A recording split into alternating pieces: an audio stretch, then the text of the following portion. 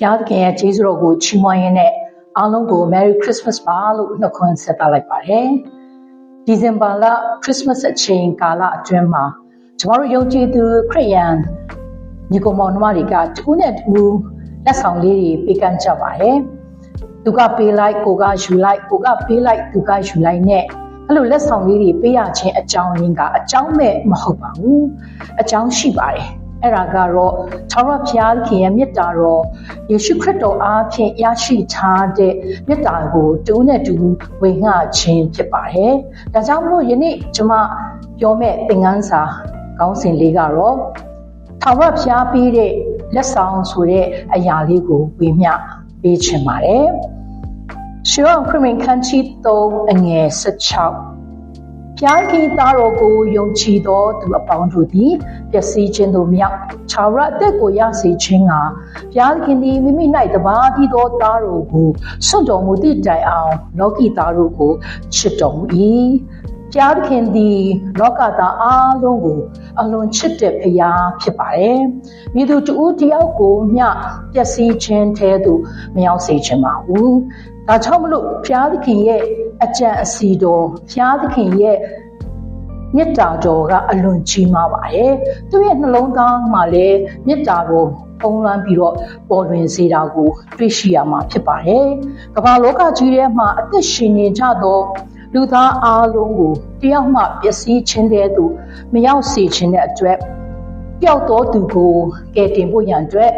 သူသည်ဤလောကသို့ဆေလွတ်ခြင်းဖြစ်ပါတယ်။ကယ်တင်တော်သူတူကြောက်ကတော့သခင်ယေရှုခရစ်တော်ပဲဖြစ်ပါတယ်။ဒါကြောင့်ဘုရားသခင်သည်လူသားအားလုံးကိုချစ်မြတ်လို့တဲ့အတွက်သခင်ယေရှုခရစ်တော်ဘုရားသူရဲ့သားတော်ကိုဤလောကသို့ဆေလွတ်လိုက်ခြင်းဖြစ်ပါတယ်။ထိုသားတော်ကိုယုံကြည်သောသူအပေါင်းတို့သည်ပျက်စီးခြင်းသို့မရောက်ထာဝရအသက်ကိုရမည်အကြောင်းဒီဒါဟာဘုရားပေးသောလက်ဆောင်ဖြစ်ပါတယ်။ဒါကြောင့်ထာဝရအသက်ကိုယနေ့ကျွန်တော်တို့ရယူခံစားဖို့ရန်အတွက်ဖြစ်ပါတယ်။ထာဝရအသက်သည်ယေရှုခရစ်တော်အားဖြင့်သာခံစားရခြင်းဖြစ်ပါတယ်။ဒါကြောင့်လို့ယနေ့ဖျားပေးတော်မူသောဆုကျေးဇူးတော်ကငါတို့သခင်ယေရှုခရစ်အားဖြင့်ထာဝရအသက်ပေသည်ဆိုတဲ့ယောမဩဝါဒစာခန်းကြီး6:23မှာတွေ့ရှိရခြင်းဖြစ်ပါတယ်။ဖျားသခင်ရဲ့စေတနာကလူသားတိုင်းအတွက်ဘဝအသက်တာဆုံးရှုံးသွားခြင်းမရှိစေလိုပါဘူး။ဒါကြောင့်မလို့အသားရောင်မခွဲခြားဒီလောကထဲမှာအသက်ရှင်ကြတဲ့လူဒန်းစား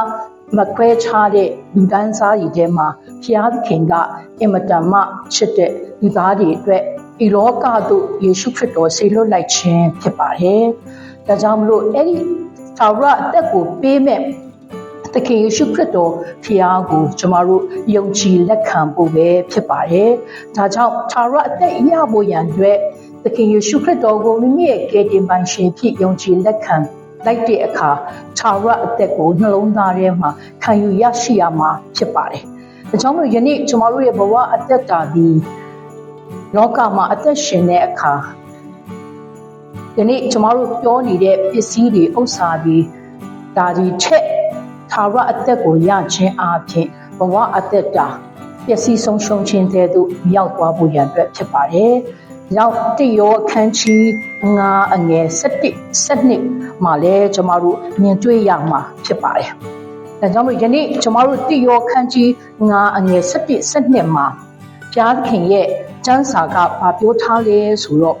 သက်တည်ခံတော်မူချက်ဟူကားဘုရားသခင်သည်ငါတို့အားထာဝရအသက်ကိုပေးတော်မူ၍ထိုအသက်သည်လည်းသားတော်၌ပါ၏သားတော်ကိုရတော်သူသည်အသက်ကိုရ၏သားတော်ကိုမရတော်သူမူကားအသက်ကိုမရ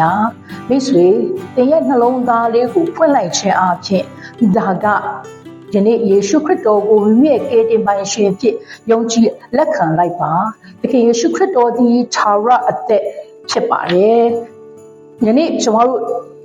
ဒီထာဝရအသက်ကကိုးစားခံယူလို့မရပါဘူးမိမိကိုယ်တိုင်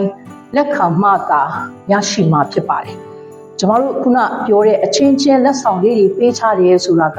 ကိုမသွားနိုင်တဲ့အချိန်မရောက်နိုင်တဲ့နေရာတွေမှာကိုးစားသွားယူလို့ရပါတယ်ကိုးစားလက်ခံလို့ရပါတယ်ဒါပေမဲ့ထာဝရအသက်ကတော့ကျွန်တော်တို့ ကိုစားလက်ခံလို့မရပါဘူးမိမိကိုယ်တိုင်သခင်ယေရှုခရစ်တော်ကိုကယ်တင်ပိုင်ရှင်ဖြစ်ယုံကြည်လက်ခံမှသာလျှင်ထာဝရအသက်ဒီမိမိတို့ရရှိခံစားရမှာဖြစ်ပါတယ်။ဒါကြောင့်မလို့သခင်ယေရှုခရစ်တော်ကိုယုံကြည်တာနဲ့ထာဝရအသက်ကိုကိုယ်တိုင်ရရှိမှာဖြစ်ပါတယ်။ဒါကြောင့်ဖျားပေးသောလက်ဆောင်ကထာဝရအသက်ဖြစ်တဲ့အတွက်အဲ့ဒီထာဝရအသက်ကိုကျွန်တော်တို့အနေနဲ့ဒီနေ့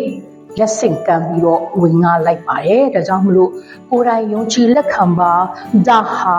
ဘုရားသခင်ပေးတဲ့ထာဝရအသက်လက်ဆောင်လေးဖြစ်ပါတယ်ဆိုတဲ့အကြောင်းကိုယနေ့ကျွန်မဝင်ငါလိုက်ချင်ပါတယ်။ဘုရားသခင်ရောက်စီတိုင်းပေါ်မှာကောင်းချီးမင်္ဂလာတက်ရောက်ပါစေ။